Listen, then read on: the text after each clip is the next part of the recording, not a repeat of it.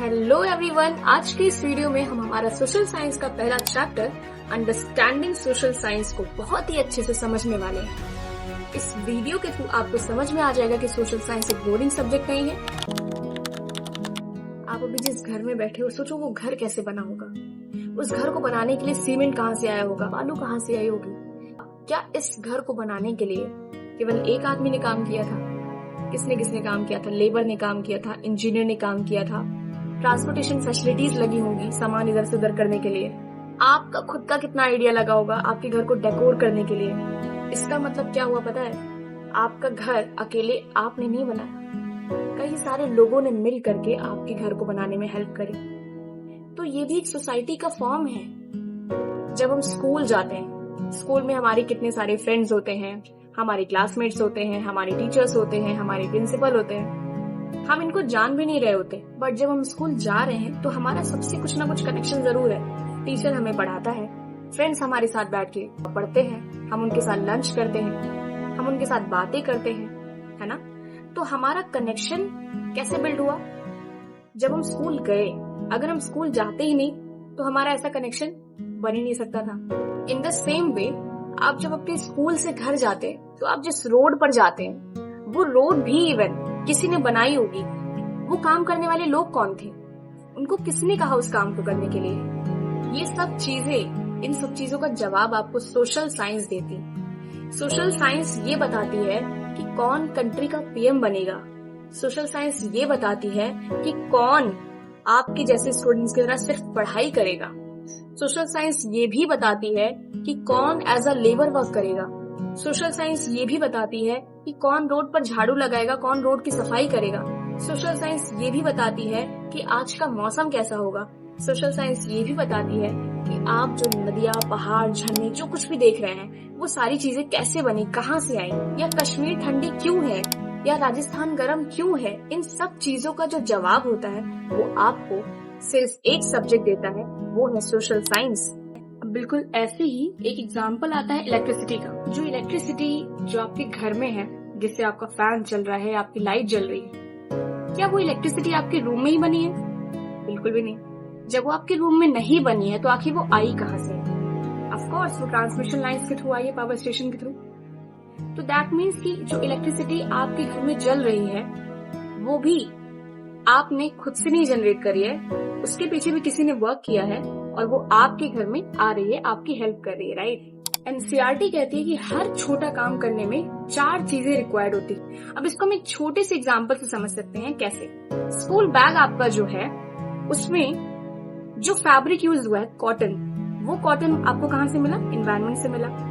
अब वो बैग को बनाने के लिए फैक्ट्री लगी होगी ना, वो फैक्ट्री इकोनॉमिक के थ्रू हुई।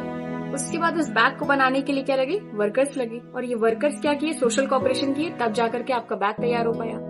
अब ये बैग मार्केट में आएगा तब आप उसे खरीद पाएंगे। और मार्केट कैसे आएगा?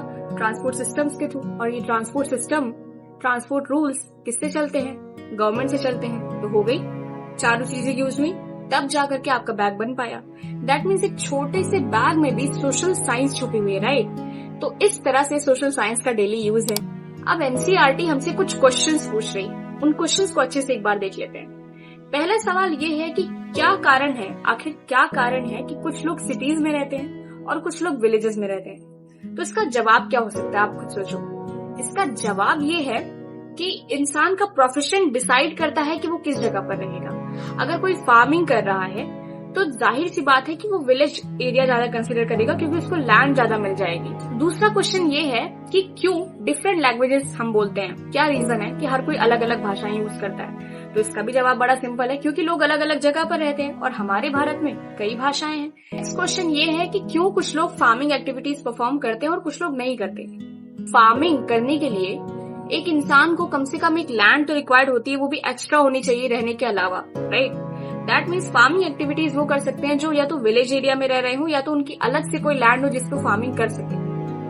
तो सबके अलग अलग प्रोफेशन होने के कारण वो फार्मिंग एक्टिविटी या नॉन फार्मिंग एक्टिविटीज को परफॉर्म करते हैं। अब नेक्स्ट क्वेश्चन ये आता है कि गवर्नमेंट हमें कैसे अफेक्ट करती है, गवर्नमेंट के रूल्स हमें कैसे अफेक्ट करते हैं। गवर्नमेंट के रूल्स हमें ऐसे इफेक्ट करते हैं कि जो कुछ भी पॉलिसी गवर्नमेंट लॉन्च करती है वो हमसे ही रिलेटेड लॉन्च करती है। सपोज अगर आप देखेंगे न्यू एजुकेशन पॉलिसी हो गया या आपका आवास योजना हो गया, कोई भी आप नाम ले लोगे तो हर चीज में जो एरिया ऑफ इंटरेस्ट है वो हम ही है। मतलब चीजें हमसे रिलेटेड ही हो रही है तो ऑब्वियसली हमें इफेक्ट करेंगी, राइट। नेक्स्ट क्वेश्चन जो एनसीईआरटी ने हमसे पूछा है वो ये पूछा है कि क्यों कुछ एरियाज में फ्लड ज्यादा होता है, फ्लड ज्यादा आते हैं, बाढ़ ज्यादा आती है। तो उसका मेन जो रीजन है वो ज्योग्राफिकल रीजन है। तो ये इसका भी जवाब आपको सोशल साइंस ही दे रही है। Even the simplest daily activities rely on governance, economic production, social cooperation and the natural environment. I hope it is clear. Lastly I want to say that society अपने आप नहीं चलती, यूं ही नहीं चल जाती है। सोसाइटी को चलाने के लिए हिस्ट्री, ज्योग्राफी, इकोनॉमिक्स, पॉलिटी के साथ साथ गवर्नमेंट, इसके साथ साथ ह्यूमन रिसोर्सेस, ये सारी चीजें एक साथ काम करती हैं, तब सोसाइटी चलती है। अगर आप सोशल साइंस समझ लेंगे तो आप सोसाइटी समझ लेंगे। आपको सोसाइटी में अगर कोई भी चेंज लाना है तो उसके लिए आपको सोशल साइंस पढ़ना सबसे ज्यादा जरूरी है। I hope I am very much clear and आपको सारी चीजें बहुत अच्छे से समझ में आ गई है। अब नेक्स्ट वीडियो में हम क्या करेंगे, इसके नेक्स्ट टॉपिक को डिस्कस कर रहे होंगे जो कि है understanding society using time and traditions. I hope you like the video. If you like the video, then do hit the subscribe button, do hit the like button, and do share with your friends also.